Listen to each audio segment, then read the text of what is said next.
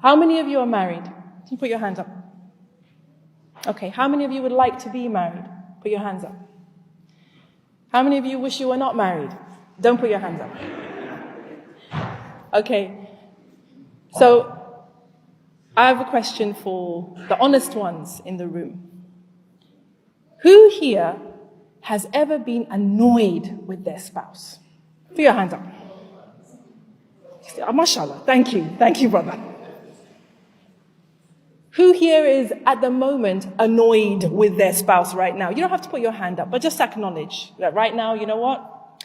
Yeah, we're going through some issues. And then who here thinks that they may one day in the future be annoyed with their spouse? Put your hand up. If you don't put your hand up, then you're delusional, because for sure you will one day be annoyed with your spouse, subhanAllah. So, I ask these questions because we, as human beings and as Muslims, we have a very strange idea of marriage and married life. I'd like to share a little bit about my story, inshallah, to give you some context. So, alhamdulillah, if you don't know anything about me, I was born in Leeds, and I grew up in Zimbabwe, and I became a Muslim while I was at university. So I'm a revert.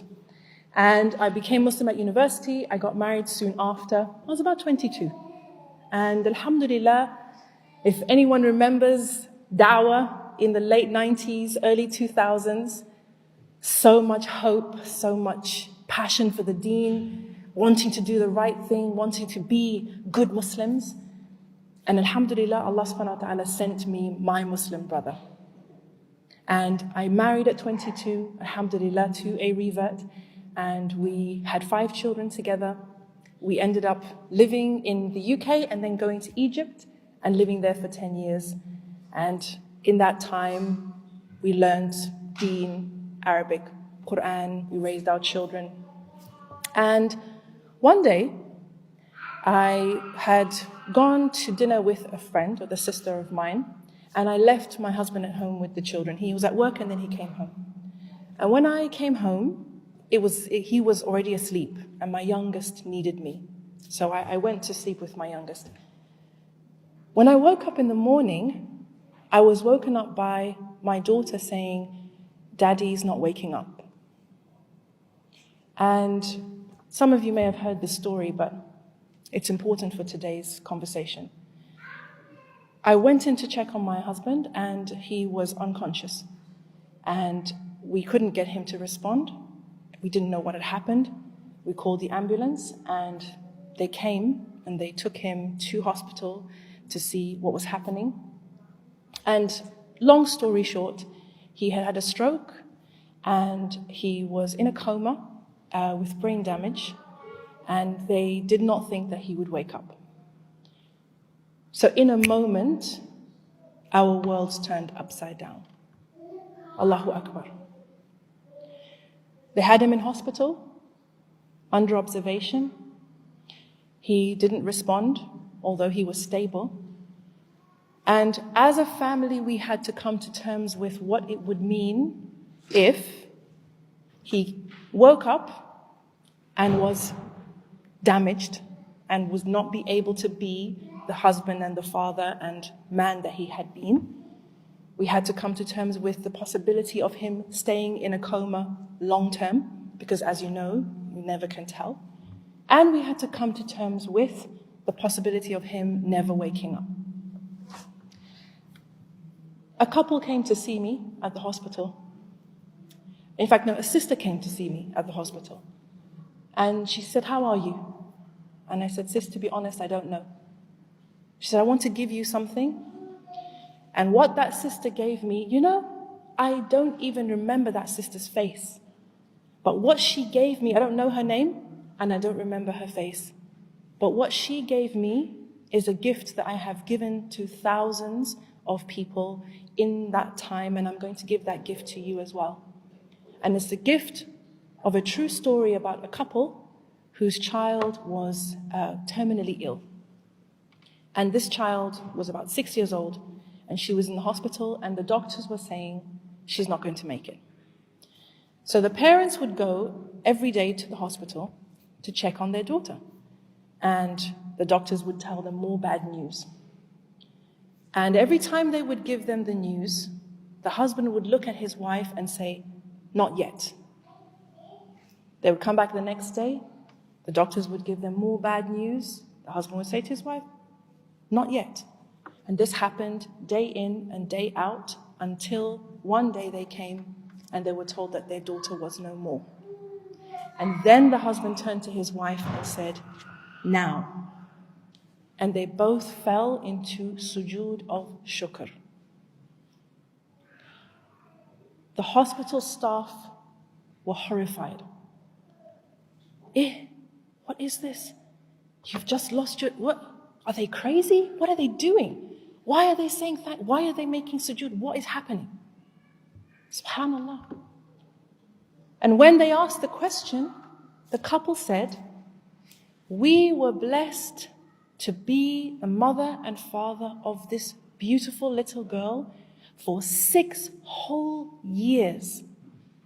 And in those years, we had the honor of parenting her, of loving her, of caring for her, the reward of looking after her when she became ill. We are grateful to Allah subhanahu wa ta'ala for what we had with her.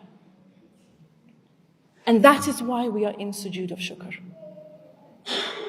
When I heard that story, my brothers and sisters, I decided that I would do exactly the same thing.